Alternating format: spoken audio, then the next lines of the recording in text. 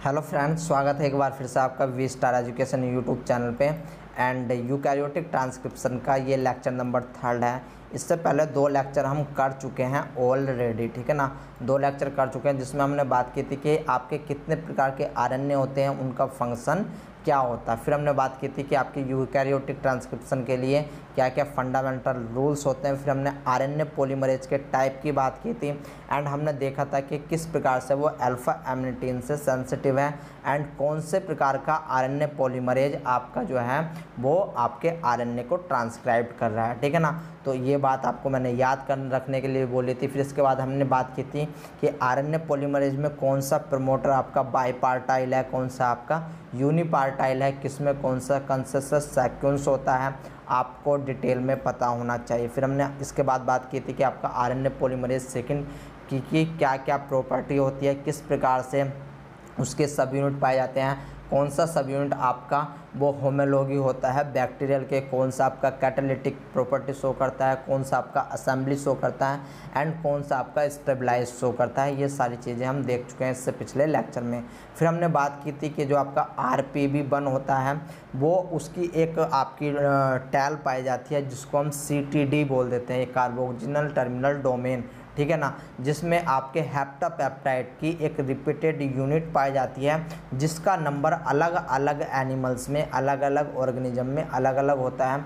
जैसे कि अगर मैं बात करूं आपसे ईस्ट के बारे में तो उसमें 27 रिपीट पाई जाती है। अगर मैं बात करूं सी एलिगेंस के बारे में 32 होती है। अगर मैं बात करूं ड्रोसोफिला में तो 45 होती है। अगर मैं बात करूं ह्यूमन के अंदर तो यहाँ पर 52 होती है। तो इस बात को मत भूलना, मैंने आपको बताया था कि यहाँ पर जो CTD होता है इसमें ही मेन फास्फोराइलेशन होता है। इस CTD का ही आपका मेन फास्फोराइलेशन होता है। फास्फोराइलेशन की लोकेशन भी मैंने आपको बताई थी, सेरीन जो आपके सेकंड नंबर पे सेरीन है एंड आपका 5th नंबर पे सेरीन है, ये भी आपको याद रखना है। तो इस सीक्वेंस को मत भूलना कि tyrosine, serine, proline, threonine, serine, proline, serine, ठीक है ना।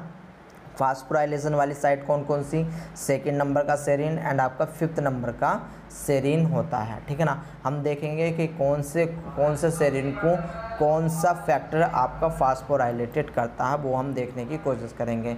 फिर हमने बात की थी कि आरएनए पॉलीमरेज सेकंड का प्रमोटर किस प्रकार से होता है, INR रीजन क्या होता है, टाटा बॉक्स क्या होता है, कैट बॉक्स, GC बॉक्स में हमने देखा था कि एडिशनल कंट्रोल एलिमेंट क्या होते हैं, फिर प्रोक्सिमल कंट्रोल एलिमेंट क्या होते हैं, कोर प्रमोटर क्या होता है, कोर प्रमोटर में कौन कौन होते हैं, एक्जोन क्या क्या होता है, इंट्रोन क्या होता है, ये सारी बातें हमने जानने की कोशिश की थी। फिर हमने कुछ 1 बाय 1 स्टेटमेंट पढ़े थे, ये स्टेटमेंट आपको याद होनी चाहिए। फिर हमने कुछ एडिशनल कोर प्रमोटर की बात की थी, ठीक है ना, जिसमें हमने बात की थी आपके कि इन्हेंसर क्या होते हैं, याद रख लेना।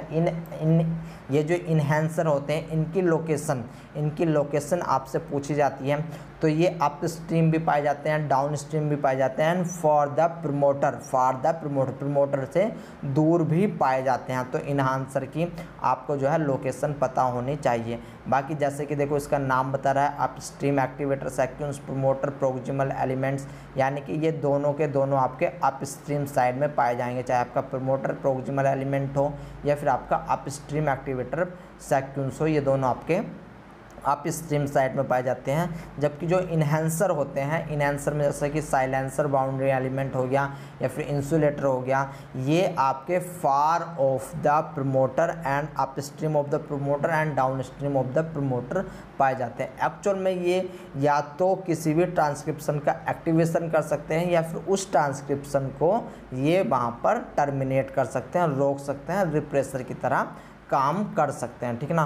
फिर इसके बाद हमने जनरल ट्रांसक्रिप्शन फैक्टर की बात की थी कि जनरल ट्रांसक्रिप्शन फैक्टर किसको बोला जाता है। कुछ टाइप्स के जनरल ट्रांसक्रिप्शन फैक्टर मैंने आपको बताए थे। मैंने यहाँ पर आपको जो इम्पोर्टेंट है वो चीज़ याद रख लेना कि जो ट्रांसक्रिप्शन फैक्टर सेकंड डी है, ट्रांसक्रिप्शन फैक्टर सेकंड डी है, एक्चुअल में ये 2 सब यूनिट से मिलकर बना होता है जिसको हम Tata binding protein and TATA binding associate factor यानी कि TAF के नाम से जानते हैं। एंड ये जो ट्रांसक्रिप्शन फैक्टर सेकंड डी होता है ये आपका रिकॉग्नाइजेशन करता है टाटा बॉक्स सेकंड के लिए। एक्चुअल में ये जो जनरल ट्रांसक्रिप्शन फैक्टर पढ़ रहे हैं अभी तक हम, ये आरएनए पॉलीमरेज सेकंड के लिए पढ़ रहे हैं, इस बात को याद रख लेना। RNA polymerase second, R pol second, ठीक है ना, आर पोल सेकंड के लिए हम पढ़ रहे हैं। इसलिए यहाँ पर आप देख रहे होंगे कि यहाँ पर सेकंड सेकंड लिखा हुआ है। अगर यहाँ पर अगर आरएनए पॉलीमरेज फर्स्ट होता तो आरएनए यहाँ पर आरएनए पॉलीमरेज फर्स्ट के लिए अगर जनरल ट्रांसक्रिप्शन फैक्टर होते हैं तो यहाँ पर लिखा जाता TF फर्स्ट ABC जैसे भी होता, ठीक है ना। अगर थर्ड होता तो यहाँ पर लिखा जाता TF थर्ड ABC, ठीक है ना, इस प्रकार से। तो ये जनरल ट्रांसक्रिप्शन फैक्टर आपके आरएनए पॉलीमरेज सेकंड के लिए हैं, इतनी बात आपको पता होनी चाहिए, ठीक है ना। इसके बाद हमने इसमें इम्पोर्टेंट देखा था कि जो आपका ट्रांसक्रिप्शन फैक्टर सेकंड H है उसके पास 3 प्रॉपर्टी रहती है, एंड ये 3 प्रॉपर्टी ही बहुत ज़्यादा इम्पोर्टेंट होती है। जिसमें हमने पहली प्रॉपर्टी की बात की थी कि जो भी आपके DNA टेम्पलेट में बबल का फॉर्मेशन करता है, यानी कि अनबाइंड करता है DNA को, वो आपकी जो हेलिकेज एक्टिविटी होती है वो आपकी TF यानी ट्रांसक्रिप्शन फैक्टर सेकंड H के थ्रू ही होती है, एंड ये ATP डिपेंडेंट मैनर में काम करता है, इस बात को मत भूलना। इसके बाद इसमें फास्फोराइलेशन ऑफ CTD यानी कि काइनेज की प्रॉपर्टी होती है। काइनेज में क्या होता है कि वो फॉस्फेट को ऐड करता है, ठीक है ना, फॉस्फेट को ऐड करता है। एंड तीसरी प्रॉपर्टी मैंने आपको बताई थी कि रिक्रूट करता है आपका न्यूक्लियोटाइड एक्सीजन बेस रिपेयर को। जब हमने न्यूक्लियोटाइड एक्सीजन बेस रिपेयर देखा था तब मैंने आपको वहाँ पर ट्रांसक्रिप्शन फैक्टर सेकंड H बताया था, ठीक है ना। तो इतना हम पढ़ चुके हैं। तो अब गाइज अपना जो है आज का लेक्चर स्टार्ट करते हैं। तो ये है आज का हमारा जो है टॉपिक, जिसको हम बोलते हैं यूकैरियोटिक ट्रांसक्रिप्शन प्रोसेस। इसमें हम पढ़ेंगे डिफरेंट प्रोसेस कि किस प्रकार से कितने स्टेप पर आपका होता है। तो देखो इसमें भी बेसिकली ज़्यादा कुछ नहीं है, आपको कुछ फैक्टर्स याद करने पड़ेंगे, जनरल फैक्टर्स याद करने पड़ेंगे, एंड आपको जो है समझाने के लिए तो मैं बैठा ही हूँ। इसमें भी आपके 3 स्टेप होते हैं। पहला स्टेप आपका initiation, elongation and then termination. इसमें एक एक्स्ट्रा स्टेप होता है जिसको बोलते हैं प्री इनिशिएशन कॉम्प्लेक्स। अब ये प्री इनिशिएशन कॉम्प्लेक्स क्या होता है इसको समझना है, तो इतना ज़्यादा भारी नहीं है इसको समझना, वो हम समझेंगे अभी, ठीक है ना। तो ज़्यादा वरी करने की ज़रूरत नहीं है, बाकी ज़्यादा इतना वो इसमें याद करने की ज़रूरत आपको नहीं पड़ने वाली है, इजी फिजी है, तो ज़्यादा घबराने की ज़रूरत नहीं है। तो सबसे पहले देख लेते हैं हम प्री इनिशिएशन कॉम्प्लेक्स क्या होता है, ठीक है ना। प्री इनिशिएशन कॉम्प्लेक्स क्या होता है। अब देखो प्री इनिशिएशन कॉम्प्लेक्स आप इस डायग्रामेटिक रिप्रेजेंटेशन से समझो कि मानो स्टार्टिंग में आपका क्या है, ये एक DNA है, ठीक है ना, ये आपका डबल स्टैंडर्ड DNA है। इस पे आपकी INR रीजन पाया जा रहा है, टाटा बॉक्स पाया जा रहा है, ठीक है ना। अब ये दोनों के दोनों मिलकर के कोर प्रमोटर बनाते हैं। मैंने आपको पहले भी बताया था, आपको याद हो कि एडिशनल प्रमोटर क्या होता है, कोर प्रमोटर क्या होता है।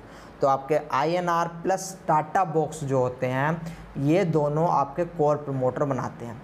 और एक्चुअल में जो आपका RNA पॉलीमरेज है, आई होप गाइज आपको RNA पॉलीमरेज का डायग्रामेटिक रिप्रेजेंटेशन याद हो, कुछ इस प्रकार का आपका जो है RNA पॉलीमरेज होता है, ठीक है ना। ये जो RNA पॉलीमरेज है ये आपका आकर के कोर प्रमोटर से ही बाइंड होगा। यहाँ पर देखो ये आपका पॉलीमरेज सेकंड दे रखा है, ठीक है ना, ये आपका पॉलीमरेज सेकंड दे रखा है। हम RNA पॉलीमरेज सेकंड को ही पढ़ रहे हैं, इतनी बात अपने मगज अपने दिमाग में डाल करके चलना, ठीक है ना। अभी हम कोई RNA पॉलीमरेज फर्स्ट नहीं पढ़ रहा है, कोई थर्ड नहीं पढ़ रहा है, हम सेकंड को पढ़ रहे हैं, ठीक है। तो इस RNA पॉलीमरेज को इस कोर प्रमोटर से आकर के ज्वाइन होना है। लेकिन अब क्वेश्चन है कि क्या ये डायरेक्ट आकर के यहाँ पर ज्वाइन हो जाएगा, तो आंसर है ये डायरेक्ट कभी भी ज्वाइन नहीं हो पाएगा, ठीक है ना, ये कभी भी ज्वाइन नहीं हो पाएगा। इसको कुछ जनरल ट्रांसक्रिप्शन फैक्टर, कुछ एडिशनल प्रोटीन चाहिए होती है। अब ये जनरल ट्रांसक्रिप्शन फैक्टर क्या होता है, तो चलिए आइए देखते हैं।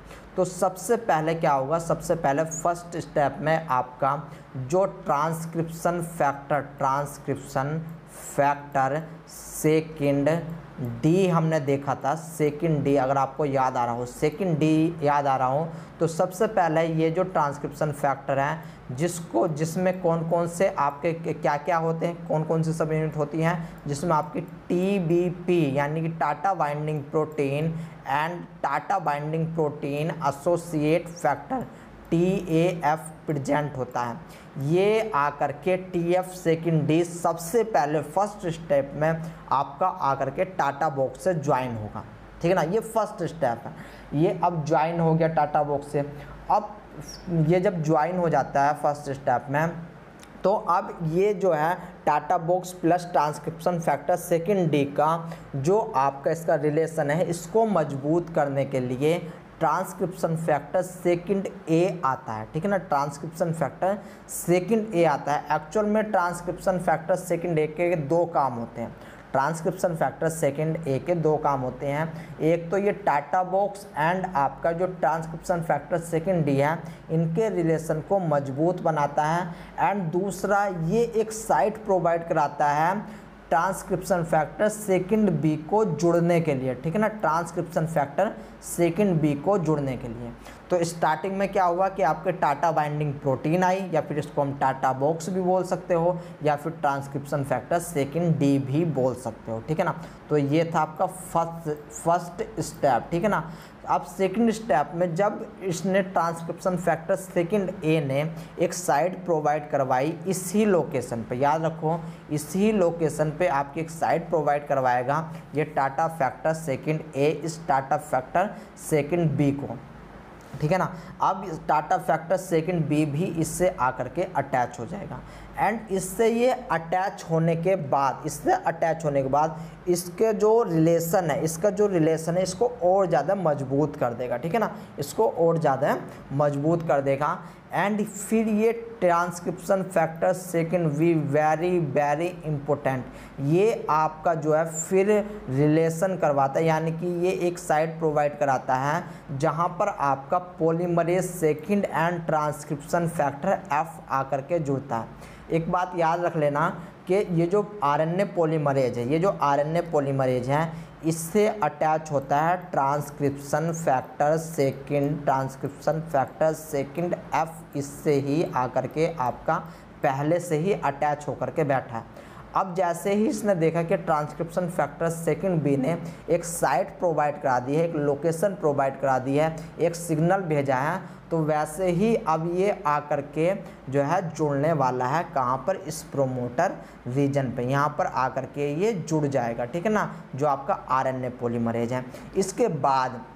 इसके बाद क्या होगा, जैसे ही आपका आरएनए पॉलीमरेज सेकंड आकर के जुड़ा, इसके साथ आपको याद रखना है कि ट्रांसक्रिप्शन फैक्टर सेकंड एफ पहले से ही प्रेजेंट था। अब क्या होगा कि यहाँ पर आपका ट्रांसक्रिप्शन फैक्टर सेकंड ई आकर के जुड़ेगा, ट्रांसक्रिप्शन फैक्टर सेकंड ई आकर के जुड़ने वाला है। और ये जो ई है ये साइट प्रोवाइड कराता है, यानी कि इस एच को जोड़ने में हेल्प करवाता है, इसकी मेंटेनिटी को असिस्ट करता है। जैसे ही ई जुड़ेगा ट्रांसक्रिप्शन फैक्टर सेकंड एच आ जाएगा, ट्रांसक्रिप्शन फैक्टर सेकंड एच आ जाएगा और वो भी इस प्रमोटर से जुड़ जाएगा। यानी कि हुआ क्या है वो देखने की कोशिश करो कि आपका सबसे पहले डी आया, डी ने आकर के आपका जो है ज्वाइनिंग हो गया, डी के बाद आपका ए आया, डी के बाद आपका ए आया, ए के बाद आपका ट्रांसक्रिप्शन फैक्टर एफ ए के बाद आपका बी आया, ठीक है ना, ए के बाद आपका बी यहाँ पर आ गया है। एंड बी के बाद यहाँ पर ट्रांसक्रिप्शन फैक्टर एफ आया, ठीक है ना, ट्रांसक्रिप्शन फैक्टर एफ आया। एफ अकेला नहीं आया, ये आरएनए पॉलीमरेज सेकंड को साथ लेकर के आया। इसके बाद आपका ई आकर के ज्वाइन हो गया है, ठीक है ना, इसके बाद आपका ई आकर के ज्वाइन हुआ इसी आपके प्रमोटर रीजन पे। एंड ई के बाद आपका एच आकर के ज्वाइन हो गया है, एच आकर के ज्वाइन हो गया है। अब यहाँ पर देखो लोकेशन, देखो कहाँ पर किसकी लोकेशन है। सबसे पहला काम क्या किसने करा था, सबसे पहला काम इस टाटा बाइंडिंग प्रोटीन ने करा था। Tata binding protein and TF second ए ने आकर के जुड़े थे। इसके बाद फिर ट्रांसक्रिप्शन फैक्टर सेकंड बी आकर के यहाँ पर जुड़ा, ठीक है ना, सेकंड नंबर पे।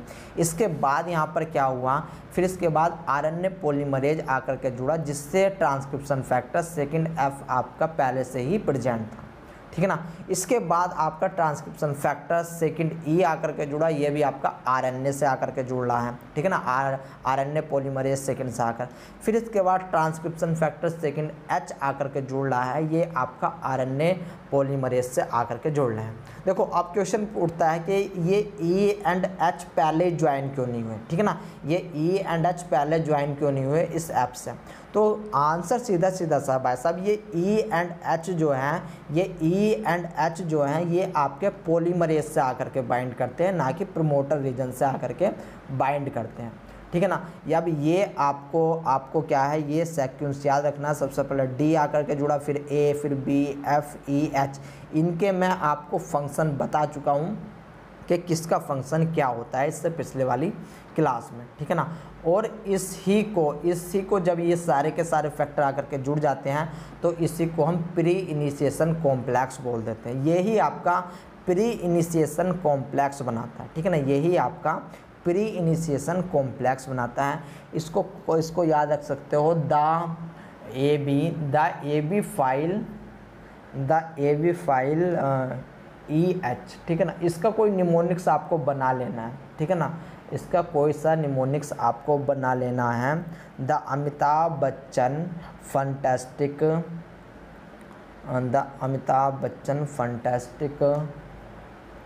एलिमेंट है, तो याद कर सकते हो the Amitabh Bachchan fantastic element है, ठीक है ना। इस प्रकार से याद रख सकते हो आप, ठीक है ना। तो इसको याद करने की कोशिश कर लेना। जब ये सारे के सारे फैक्टर आकर के प्रमोटर रीजन से बाइंड हो जाते हैं तब उसको हम प्री इनिशिएशन कॉम्प्लेक्स बोल देते हैं, ठीक है ना। प्री इनिशिएशन कॉम्प्लेक्स बोल देते हैं। यहाँ पर देखो, यहाँ पर दिखाया गया है ये आपका प्री इनिशिएशन कॉम्प्लेक्स बना हुआ। अब इसके कुछ स्टेटमेंट हम आकर यहाँ पर पढ़ लेते हैं। In eukaryotic transcription initiation proceed through assembly of pre initiation complex at a promoter region. यानी कि यहाँ पर कुछ आपके जनरल ट्रांसक्रिप्शन फैक्टर आकर के प्रमोटर रीजन पर बाइंड हो जाते हैं, उसी को हम क्या बोलते हैं, प्री इनिशिएशन कॉम्प्लेक्स बोलते हैं। Pre initiation complex consist of RNA polymerase and A set of general transcription factor. यानी कि प्री इनिशिएशन कॉम्प्लेक्स में आपका क्या क्या पाया जाता है, एक तो आपके जर्नल ट्रांसक्रिप्शन फैक्टर पाए जाते हैं एंड सेकंड आपका आरएनए पॉलीमरेज पाया जाता है। The first step in the assembly of protein pre initiation complex is the binding of Tata binding protein. यानी कि जो फर्स्ट स्टेप था हमने वहाँ पर देखा था कि आपका टाटा बाइंडिंग प्रोटीन, जिसको हम ट्रांसक्रिप्शन फैक्टर सेकंड डी भी बोल देते हैं, वो आकर के अटैच हो रहा है टू द टाटा बॉक्स। यानी कि किससे अटैच हो रहा है, टाटा बॉक्स से आकर के अटैच हो रहा है ऑफ द प्रमोटर पर। वंस एक बार the TBP is bounded to the promoter region transcription factor second B to DNA on either side of T transcription factor TATA binding protein पर आकर के जुड़ जाते हैं। अब इन्होंने यहाँ पर ए को छोड़ दिया है, तो ए जो है याद रख लेना, ए जो है हर बार आपका नहीं जुड़ता। ए जो है ए हर बार नहीं जुड़ता। ए आपका एक ऑप्शनल फैक्टर है, ए आपका एक ऑप्शनल फैक्टर है, इस बात को याद रख लेना, ठीक है ना, ठीक है ना। तो अब नेक्स्ट स्टेप पे चलते हैं। The TATA binding protein and transcription factor second week complex is the next bounded by RNA polymerase attach to the transcription factor F, जो कि ट्रांसक्रिप्शन फैक्टर से अटैच होता है। After the binding of RNA polymerase second transcription factor F complex transcription factor second E and transcription factor H bind to the complete formation of pre initiation complex. और इस प्रकार से आपका pre initiation complex का formation हो जाता है। यहाँ पर देखो, अब आपका प्री इनिशिएशन कॉम्प्लेक्स हो चुका है इस जगह पर, ठीक है ना। अब जैसे ही प्री इनिशिएशन कॉम्प्लेक्स बना, अब इनिशिएशन में आपको जैसा हमने बैक्टीरियल में पढ़ा था कि वहाँ पर आपको सबसे पहले क्लोज कॉम्प्लेक्स मिलेगा, फिर ओपन कॉम्प्लेक्स मिलेगा, फिर इसके बाद आपका जो है टर्सरी कॉम्प्लेक्स मिल रहा था, अबॉर्टिव इनिशिएशन होता है एंड प्रमोटर क्लियरेंस होता है। वे पाँचों के पाँचों स्टेप यहाँ पर होने वाले हैं, वे पाँचों के पाँचों स्टेप यहाँ पर होने वाले हैं, इतनी बात याद रख लेना। तो देखो, जैसे ही ये आपका प्री इनिशिएशन कॉम्प्लेक्स बना, यानी कि हमने क्या बोला था कि क्लोज कॉम्प्लेक्स आपका कब बनता है, जब प्रमोटर से आरएनए आकर के बाइंड हो जाता है, उसको हम क्लोज कॉम्प्लेक्स बोल देते हैं। इसके बाद ये क्या काम करेगा कि यहाँ पर हेलिकेज एक्टिविटी शो होगी। एंड ये हेलिकेज एक्टिविटी किससे शो हो रही है, तो याद रख लेना ये आपका CTD जो ये टैल है ना पॉलीमरेज की, CTD, ठीक है ना, ये CTD कार्बोक्सिलिक टर्मिनल डोमेन, इस पर जो 5 नंबर का वेरी वेरी इंपॉर्टेंट सब लिखा हुआ है, आगे कोई वरी करने वाली बात नहीं है। 5 नंबर का जो सेरीन है, 5 नंबर का जो सेरीन है वो फास्फोराइलेटेड होता है, वो आपका फास्फोराइलेटेड होता है। एंड इसको फास्फोराइलेटेड कौन करता है, तो याद रख लेना transcription factor second H, transcription factor second H इसको जो है वो आपका फास्फोराइलेटेड करता है। एंड जैसे ही ये आपका फास्फोराइलेटेड होगा हेलिकेज एक्टिविटी शुरू होगी एंड एक बबल का फॉर्मेशन होगा। एंड जैसे ही आपका बबल का फॉर्मेशन होगा आपके लिए एक ओपन कॉम्प्लेक्स बन करके तैयार हो जाएगा। तो यहाँ पर ओपन कॉम्प्लेक्स कौन बनवा रहा है, किसकी वजह से हो रहा है, ट्रांसक्रिप्शन फैक्टर सेकंड H की वजह से हो रहा है। इसके बाद यहाँ पर आपका जो है अब आपकी ट्रांसक्रिप्शन स्टार्ट हो जाएगी। ट्रांसक्रिप्शन जैसे स्टार्ट होगी, जैसे 4-5 आपके बेस पेयर यहाँ पर आपके बनने स्टार्ट होंगे कॉम्प्लीमेंट्री, तो वे क्या होंगे, वे डिग्रेड हो जाएंगे, जिसको हम अबॉर्टिव इनिशिएशन बोलते हैं। अब इसके बाद जब तक आपके 9 से 12 आपके याद रख लेना 9 से 12 बेस पेयर नहीं बनेंगे तब तक आपका अबॉर्टिव इनिशिएशन चलता रहेगा। इसके बाद जैसे ही 9 से 12 याद रखो 9 से 12 आपके जो है कॉम्प्लीमेंट्री बेस पेयर बन जाते हैं, तब आपका जो है इसके बाद आपका प्रोमोटर क्लियरेंस होता है। अभी ये जितनी बात मैं बता रहा हूँ अभी मैं आगे आपको सब कुछ समझाने वाला हूँ डायग्रामेटिक रिप्रेजेंटेशन से। तो जैसे ही आपके 9 से 12 आपके बेस पेयर कॉम्प्लीमेंट्री बने यानी कि ट्रांसक्रिप्शन हुआ, तब आपका प्रोमोटर क्लियरेंस होता है। एंड ये जो प्रोमोटर क्लियरेंस होता है ये भी आपका डिपेंड करता है इस CTD यानी कि कार्बोक्सिलिक टर्मिनल डोमेन के ऊपर। एंड इसको भी करवाने वाला कौन होता है, तो इसको भी करवाने वाला ट्रांसक्रिप्शन फैक्टर सेकंड H ही होता है। तो गाइज इतनी बात आपको याद रखनी है। चलिए आइए अभी तक मैंने जो आपको बताया है वो हम समझ लेते हैं 1 बाय 1। तो यहाँ पर देखो क्या हो रहा था, DNA unwind to the produce open complex.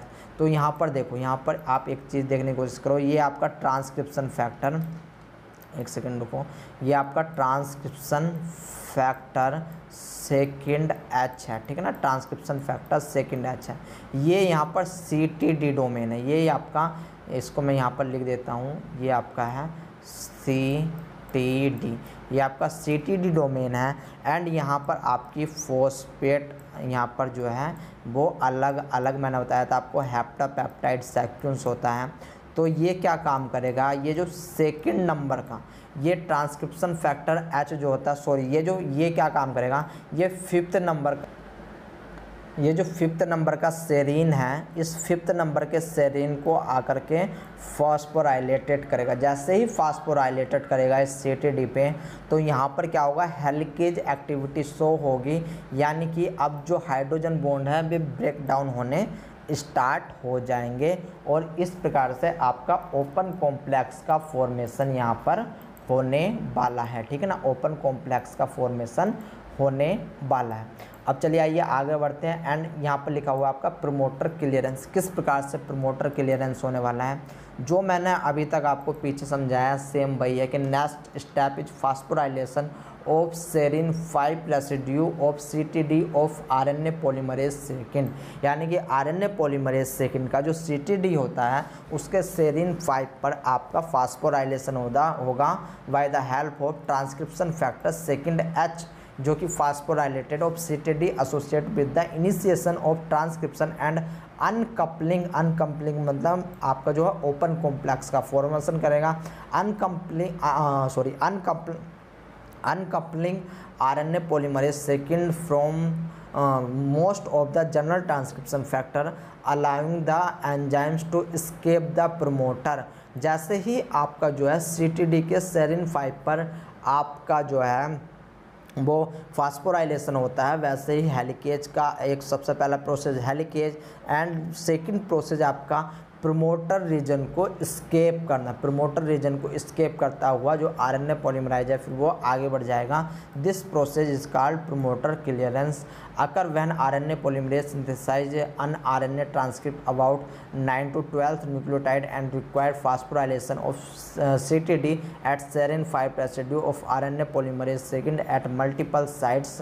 During this process RNA polymerase second undergo conformation change that tighten its interaction with the DNA। जो मैंने पीछे आपको समझाया है सब कुछ वही है कि किस प्रकार से आपका सबसे पहला क्लोज कॉम्प्लेक्स बना, फिर आपके पास ओपन कॉम्प्लेक्स बना, फिर आपका टर्सरी कॉम्प्लेक्स बना, फिर आपका अबॉर्टिव इनिशिएशन हुआ, फिर आपका प्रोमोटर क्लियरेंस हुआ। ठीक है ना। तो यहाँ पर आपको सेरीन 5 रेसिड्यू पर CTD का आपको फास्फोराइलेशन नहीं भूलना है, ये आपके लिए इम्पोर्टेंट है। ठीक है ना, ये आपके लिए इम्पोर्टेंट है गाइज।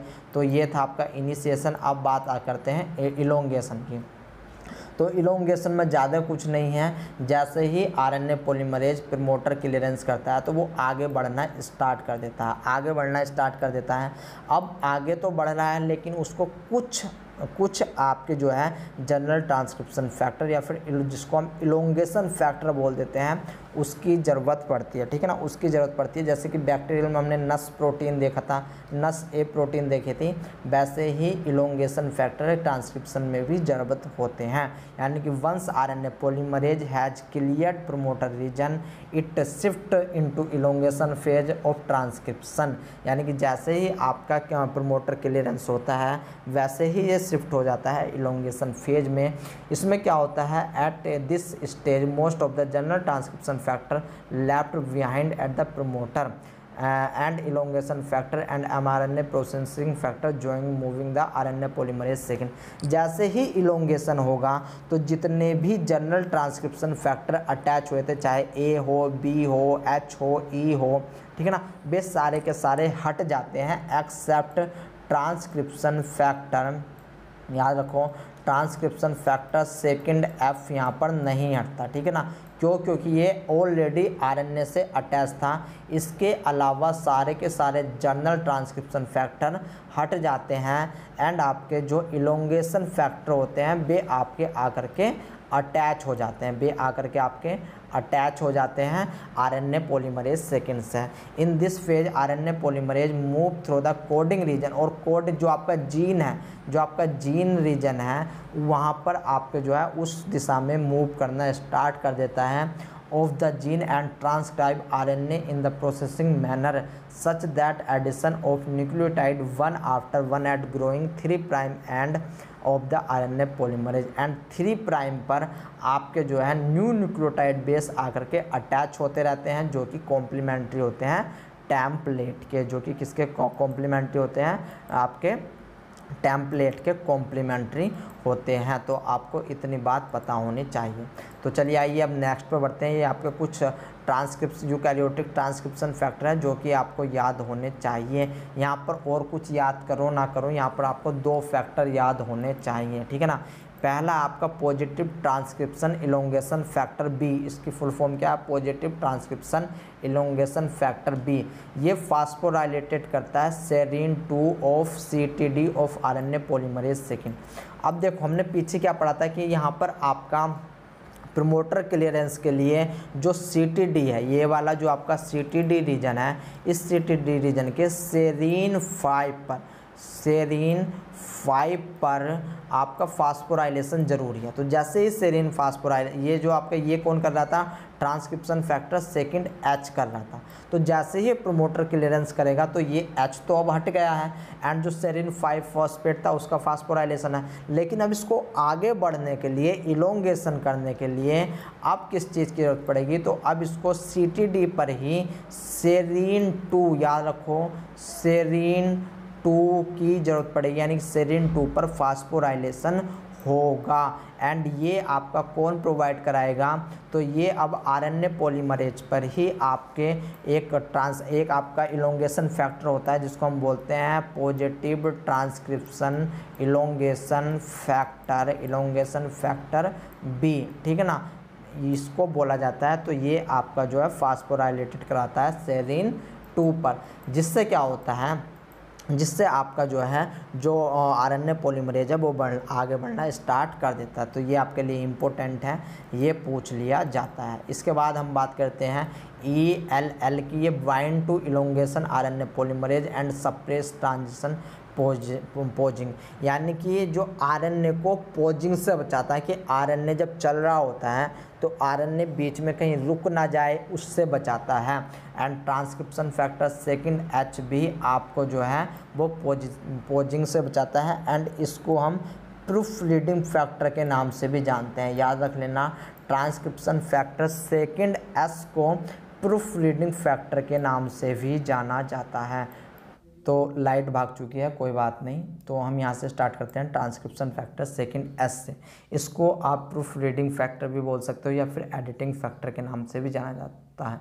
एक्चुअल में ये ELL and transcription factor second S, इन दोनों का काम क्या होता है कि आपका जो आरएनए पॉलीमरेज, जो आपका आरएनए पॉलीमरेज है, मान लो अगर आपका कोई भी आरएनए पॉलीमरेज, एक सेकंड में इसको ज़रा सही से बना देता हूँ कि मान लो ये आपका कोई डीएनए टेम्पलेट है, ठीक है ना, ये आपका डीएनए टेम्पलेट है एंड आपका इस प्रकार से कोई भी आरएनए की सिंथेसिस होती। तो ये जो आपका आरएनए पॉलीमरेज यहाँ पर लगा हुआ है, ये जो आरएनए पॉलीमरेज यहाँ पर लगा हुआ है, ये स्टॉप ना हो, ये पोजिंग ना हो, उसको उससे बचाने के लिए, यानी कि पोजिंग से बचाने के लिए EL and transcription factor second responsible होते हैं। फिर इसके बाद बात करते हैं spt5 की। तो spt5 क्या करता है कि हेल्प करता है recruit of capping enzymes. Actual में होता क्या है, बहुत ज़्यादा देखने की कोशिश करो, मैं यहाँ पर समझा देता हूँ आपको कि जो आपका आरएनए होता है ना, ये जो आपका आरएनए होता है, इसकी जो ये टैल होती है, इसकी जो ये टैल होती है, इसको बोलते हैं CTD रीजन, ठीक है ना। इसको क्या बोलेंगे, CTD रीजन बोलते हैं, जैसे कि मैं आपको पीछे से समझाता हुआ आ रहा हूँ। तो जब आपका इलोंगेशन फैक्टर होता है ना, तो याद रख लेना इलोंगेशन फैक्टर में ही हम पढ़ते हैं कैपिंग। तो कैपिंग भी आपका तभी चल रहा होता है, ठीक है ना, कैपिंग भी चल रहा होता है। अब ये कैपिंग क्या होता है हम आगे बात करेंगे। कैपिंग भी आपका तभी चल रहा होता है, स्प्लाइसिंग भी तभी हो रहा होता है, एंड पॉलीएडिनाइलेशन भी तभी आपका हो रहा होता है। यानी कि तीनों स्टेप ये आपके एक साथ हो रहे होते हैं जब आपका इलोंगेशन चल रहा होता है, ठीक है ना। तो ये जो CTD होता है, ये जो CTD होता है, यही आपका रेस्पॉन्सिबल होता है, चाहे कैपिंग के लिए हो, चाहे स्प्लाइसिंग के लिए हो, चाहे पॉलीएडिनाइलेशन के लिए हो, ठीक है ना।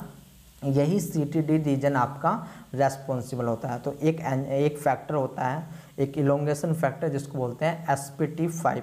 ये हेल्प करता है रिक्रूट कैपिंग एंजाइम्स। ये भी कैपिंग एंजाइम्स क्या होता है हम देखेंगे आगे। तो यही आपका रिक्रूट करता है कैपिंग एंजाइम्स को। फिर इसके बाद TAT-SF1 आता है। ये TAT-SF1 जो होता है ये रिक्रूट करता है स्प्लाइसिंग एंजाइम्स को। कहाँ पर, चाहे आपका spt5 हो, चाहे आपका TAT-SF1 हो, ये CTD जो आपका टैल है उस पर आपका जो है वे रिक्रूट करते हैं एंजाइम्स को। एंड जैसे कि ये कैपिंग एंजाइम्स है तो ये कैप प्रोवाइड कराएगा, एंड जैसे कि ये आपका स्प्लाइसिंग एंजाइम्स है तो ये स्प्लाइसिंग को में हेल्प करेगा। अब ये दोनों चीज़ क्या होती है, एडिनाइलेशन क्या होता है, वो हम आगे देखेंगे, ठीक है ना। इसके बाद in eukaryotic mRNA processing is tightly couple with transcription elongation, यानी कि इसमें कहा गया है कि आपकी जो प्रोसेसिंग होती है, जो mRNA की प्रोसेसिंग होती है, जिसको हम पोस्ट ट्रांसक्रिप्शन भी बोल देते हैं, ये जो पोस्ट ट्रांसक्रिप्शन होती है ये टाइटली कपल्ड होती है, यानी कि उस समय पर हो रही होती है जब आपका ट्रांसक्रिप्शन इलोंगेशन चल रहा होता है, ठीक है ना। तो इसमें यही है, तो ये चीज़ हम आगे देखने वाले हैं, तो इतना वरी करने वाली कोई बात नहीं है।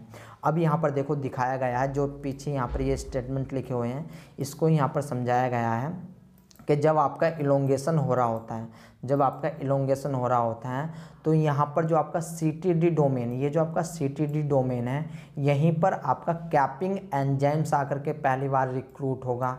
यहीं पर आपका पॉलीएडिनाइलेटेड जो एंजाइम्स है वो आकर के रिक्रूट होगा। यहीं पर जो आपका स्प्लाइसिंग एंजाइम्स है वो इस CTD रीजन पे आकर के रिक्रूट होगा। एंड रिक्रूट ये कब हो रहा है, कब लग रहा है, जब आपका ट्रांसक्रिप्शन चल रहा होता है, जब आपका ट्रांसक्रिप्शन चल रहा होता है। पहला पार्ट होता है आपका, वो होता है कैपिंग का। देखो ये कैपिंग, यहाँ पर कोई एंजाइम्स है, जैसे ही ये प्रोटीन का बनना यहाँ से स्टार्ट होगा तो जैसे ये बाहर निकलेगा एकदम से इसके ऊपर कैप लग जाएगा। यहाँ पर देखो कैप लगा, फिर इसके बाद स्प्लाइसिंग, यानी कि यहाँ पर जो इंट्रोन एक्सोन बन रहे हैं, अब ये इंट्रोन एक्सोन क्या होते हैं बताऊंगा मैं आपको आगे। तो उनका जो है उनकी स्प्लाइसिंग करता है, तुरंत के तुरंत आपकी स्प्लाइसिंग करता है। एंड इसके बाद थर्ड स्टेप पे पॉली एडिनाइलेशन, यानी कि यहाँ पर आपको पॉली एडिनाइलेशन आपको देखने को मिलेगा, यानी कि बहुत सारे आपको एडेनिन मिलने वाले हैं, ठीक है ना। तो ये आपका कब हो रहा है, डूरिंग इलोंगेशन, डूरिंग इलोंगेशन आपको देखने को मिल रहा है। एंड यहाँ पर आपसे पूछा जाता है कि जो आपका CTD है उसको जो फास्फोराइलेटेड है वो कहाँ पर हो रहा है एंड कौन करता है। तो जो इलोंगेशन है मैंने बताया वहाँ पर आपका सेरीन 2, वहाँ पर आपका सेरीन 2 जो होता है ये फास्फोराइलेटेड होता है। एंड इसको जो फास्फोराइलेटेड करता है वो कौन करता है, यानी कि positive transcription elongation factor V, ये आपका जो है इसको फास्फोराइलेटेड करता है, ठीक है ना। इतनी बात समझ में आ गई। ये गाइज आपसे पूछा जाता है कि आपका प्रमोटर स्केपिंग कब होगा, ये प्रमोटर स्केपिंग में ही आपका कैपिंग है, फिर आपका इलोंगेशन जब हो रहा है तो स्प्लाइसिंग हो रहा है, ठीक है ना। तो ये सारी चीज़ें आपसे पूछी जाती हैं। एंड यहाँ पर देखो, यहाँ पर आपसे वेरी वेरी इंपॉर्टेंट इस चीज़ को समझ लेना, यहाँ से क्वेश्चन पूछा जा चुका है कि जब आपका प्रमोटर स्केप होता है, जब आपका प्रमोटर स्केप होता है एंड कैपिंग रीजन आकर के जुड़ता है, तो यहाँ पर कौन से नंबर का सेरीन आपका फास्फोराइलेटेड होता है, वो 5th नंबर का होता है। एंड ये जो 5th नंबर का होता है इसको कौन फास्फोराइलेटेड करता है, तो इसको जो फास्फोराइलेटेड करता है वो करता है आपका ट्रांसक्रिप्शन फैक्टर 2nd H, ठीक है ना। इसके बाद आपका इलोंगेशन एंड स्प्लाइसिंग की बारी आती है। इलोंगेशन एंड स्प्लाइसिंग आपका ट्रांसक्रिप्शन आपका सेरीन 2 पर होता है। एंड इसको जो फास्फोराइलेटेड करता है वो करता है आपका PTEFB, यानी कि positive transcription elongation factor B आपका करता है। तो ये था आपका इलोंगेशन। अब देख लेते हैं हम टर्मिनेशन। अब टर्मिनेशन देखो 2 प्रकार से होता है, एक तो टॉर्पेडो मॉडल एंड एक अल्टरनेटिव मॉडल। टॉर्पेडो में एक एंजाइम्स हेल्प करता है जिसका नाम होता है टॉर्पेडो, जिसका नाम क्या होता है, टॉर्पेडो होता है। एंड अल्टरनेटिव में कोई एंजाइम्स हेल्प नहीं करता। एक्चुअल में यहाँ पर होता है क्या वो देखो, तो देखो अभी तक टर्म जो आपका यूकैरियोटिक ट्रांसक्रिप्शन होता है उसकी टर्मिनेशन साइट को कोई पहचान नहीं सकता, कोई आइडेंटिफाई नहीं कर सकता। एक्चुअल में यहाँ पर होता क्या है, यहाँ पर एक ब्रेकडाउन होता है, यहाँ पर एक ब्रेकडाउन होता है, ठीक है ना। और वो ब्रेकडाउन क्यों होता है, कैसे होता है, उसका पता अभी तक नहीं लगाया गया है। बट फिर भी यहाँ पर कहा जाता है कि एक डीजनरेशन बोल सकते हो, ब्रेकडाउन बोल सकते हो कि यहाँ पर देखो जैसे ये आपका RNA बनना था तो यहाँ पर एक ब्रेकडाउन लगेगा, यहाँ पर एक कट लगेगा। तो अब देखो सबसे पहले हम पढ़ते हैं कि टॉर्पेडो मॉडल क्या है टर्मिनेशन के लिए। तो जैसा आपका RNA पॉलीमरेज चल रहा था, RNA पॉलीमरेज चल रहा है, ये आपका यहाँ पर एक कट लग जाएगा। अब ये कट कैसे लगा, क्यों लगा, अभी तक इसका पता नहीं चल पाया है, ठीक है ना। अब यहाँ पर क्या हो रहा है, ये फर्स्ट हम आपका जो है वो मॉडल देख रहे हैं, टॉर्पेडो मॉडल जिसको बोला गया है। तो यहाँ पर जो RNA पॉलीमरेज होता है उसके पास एक एंजाइम्स होता है जिसको हम टॉर्पेडो बोलते हैं। अगर वो आपका चूहे यानी कि माउस में है तो उसको हम रैट बन बोलेंगे, सॉरी अगर आपका ईस्ट में है तो उसको हम रैट बन के नाम से जानते हैं। एंड अगर आपका ह्यूमन के अंदर है तो उसको हम XRN2 के नाम से जानते हैं, ठीक है ना। तो इतनी बात आपको याद रखनी है। इसके बाद यहाँ पर क्या होता है कि ये आपका RNA पॉलीमरेज हो रहा था, अब ये यहाँ पर ब्रेकडाउन हो जाता है, यहाँ पर ब्रेकडाउन हो जाता है इस जगह पर, ठीक है ना। जैसे ही ये ब्रेकडाउन हो रहा होता है तो ये अब RNA पॉलीमरेज तो आगे बढ़ता जा रहा है, इसको रोकने वाला कोई नहीं है। तो यहाँ पर होता क्या है कि यहाँ पर RNA पॉलीमरेज से ही एक एंजाइम्स जुड़ा हुआ रहता है जिसको हम बोलते हैं टॉर्पेडो, जिसको क्या बोलते हैं टॉर्पेडो। अब ये टॉर्पेडो क्या काम करता है, जैसे ही ये ब्रेकडाउन हुआ, ये ब्रेकडाउन देखेगा कि यार यहाँ पर जो है ब्रेकडाउन हो चुका है एंड ये जो अब आपका RNA बन रहा है, ये जो अब आपका आगे RNA बन रहा है, इस पर कोई भी कैपिंग रीजन नहीं है। और एक्चुअल में कैप किस चीज़ से बचाता है, तो कैप डीजनरेशन से बचाता है, डिग्रेडेशन से हमको क्या RNA को बचाता है। तो यहाँ पर देखो, यहाँ पर कोई भी कैप नहीं लगा हुआ तो टॉर्पेडो एंजाइम्स आएगा एंड आकर के इससे बाइंड होगा एंड बाइंड होने के जैसे जैसे ये आगे चलता जाएगा ये आपका जो है टॉर्पेडो जितने भी आपका आरएनए बनना होगा उस सबको डाइजेस्ट करता हुआ चला जाएगा। एंड डाइजेस्ट करने के बाद ये जैसे ही आपका जो टर्मिनेशन साइट पे जाएगा यानी कि एंड जीन, इसको टर्मिनेशन साइट ना बोल करके हम एंड जीन्स बोलते हैं, ठीक है ना, क्या बोलते हैं इसको हम एंड जीन्स के नाम से जानते हैं। तो जैसे ही ये एंड जीन्स के पास पहुंचेगा तो यहाँ पर आपको क्या देखने को मिलेगा कि ये टॉर्पेडो आपका जो है आरएनए पॉलीमरेज को अलग कर देगा, ठीक है ना। तो ये सिंपल सा मॉडल था। In this model RNA transcribes downstream from the poly A sides, यानी कि poly A side is attach by the 5' to 3' RNA. एक एंजाइम्स होता है जिसका नाम हम टॉर्पेडो दे देते हैं या फिर आरएनएज बोल देते हैं, which is loaded on to this transcript from the polymerase itself when this exonuclease catch up with the polymerase is trigger dissociation from the DNA template and termination of transcription. यहाँ पर termination transcription हो जाता है। Simple एक enzymes था जिसने जो कि आपको जो है आरएनए को अलग कर रहा है, ठीक है ना, आरएनए को अलग कर रहा है। दूसरा आपका अल्टरनेटिव है। अल्टरनेटिव में क्या होता है कि आपका जो है मैं आपको इसी डायग्राम में समझा देता हूँ कि देखो अल्टरनेटिव में क्या होता है कि मान लो आपका कोई भी ये एक, मैं आपको बना करके इसको समझाने की कोशिश करता हूँ कि आपका ये कोई भी टेम्पलेट है, ठीक है ना, ये आपका टेम्पलेट है। आरएनए पॉलीमरेज इस प्रकार से आपका चलता हुआ जा रहा था एंड ये आपका जो है ट्रांसक्रिप्ट होकर आरएनए बनना था। तो यहाँ पर क्या होगा, यहाँ पर होगा ये कि आपका जो है ये भी ऐसे ही ब्रेक डाउन होगा। मान लो यहाँ से ब्रेक डाउन हो जाता है, ये जैसे ही यहाँ से ब्रेक डाउन होगा तो यहाँ पर यहाँ पर क्या आ जाएगा, यहाँ पर पॉली एडेनिल यहाँ पर आकर के इकट्ठा हो जाएंगे। यहाँ पर पॉली एडेनिल इस जगह पे आकर के इकट्ठा हो जाएंगे और जैसे ही ये इकट्ठा होंगे तो यहाँ पर ये वीक इंटरेक्शन शो करेंगे। यहाँ पर क्या ऐसा होगा, वीक इंटरेक्शन शो होगा एंड ये ऑटोमेटिकली अपने आप ही क्या हो जाएंगे, आरएनए पॉलीमरेज अलग हो जाएगा एंड आपका डीएनए अलग हो जाएगा, ठीक है ना। तो ये अल्टरनेटिव वाला था। यहाँ पर पॉलीमरेज पॉलीएडिनाइलेशन का काम आता है। इन दिस एलोस्टेरिक मॉडल, यानी कि हम इसको एलोस्टेरिक मॉडल या फिर अल्टरनेटिव मॉडल के नाम से जानते हैं।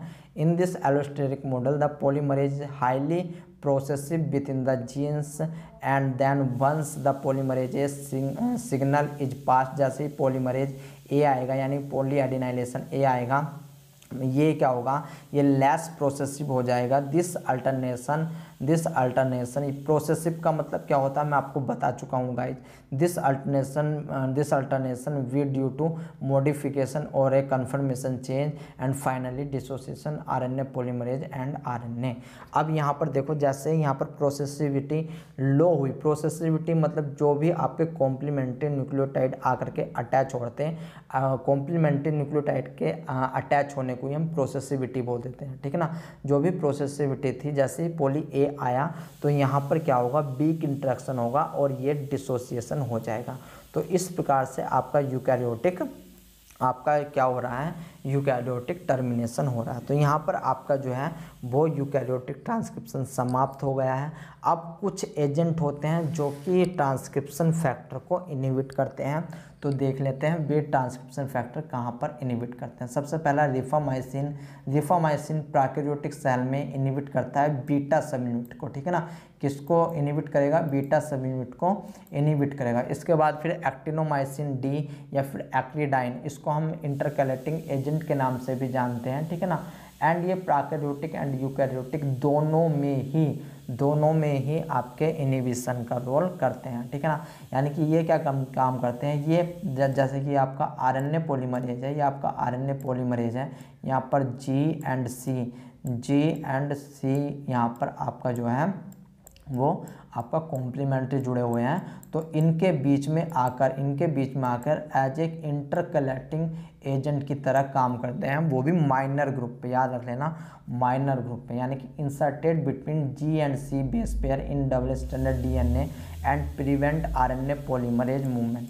और यहाँ पर RNA polymerase and DNA polymerase दोनों को याद रख लेना, RNA polymerase and DNA polymerase दोनों को आकर के इनहिबिट करते हैं। फिर इसके बाद आपका कार्डिसिपिन आ जाता है। कार्डिसिपिन आपका प्रोकैरियोटिक के लिए इनहिबिट करता है। ये क्या काम करता है, ये prevent chain elongation adenosine along that lag 3' OH, यानी कि ये आपका 3' OH का आपका जो है क्या काम करने वाला है कि उसको जो है इलोंगेशन से बचाता है। फिर इसके बाद अल्फा एमिनिटीन, ये मैं आपको बता चुका हूँ, यूकैरियोटिक सेल्स में आपका जो आरएनए पॉलीमरेज सेकेंड होता है उस पर हाईली सेंसिटिव होता है एंड लेस सेंसिटिव होता है आरएनए पॉलीमरेज थर्ड पर।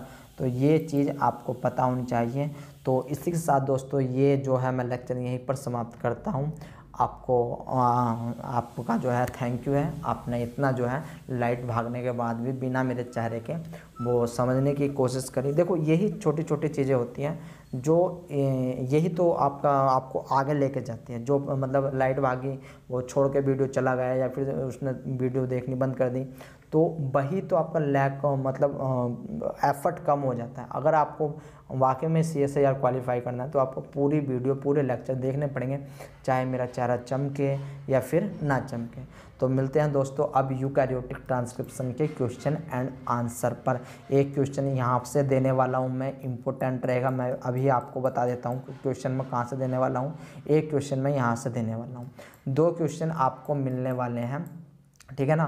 तो इन दोनों चार्ट को याद करके आना है। तो तब तक के लिए दोस्तों टाटा एंड बाय बाय।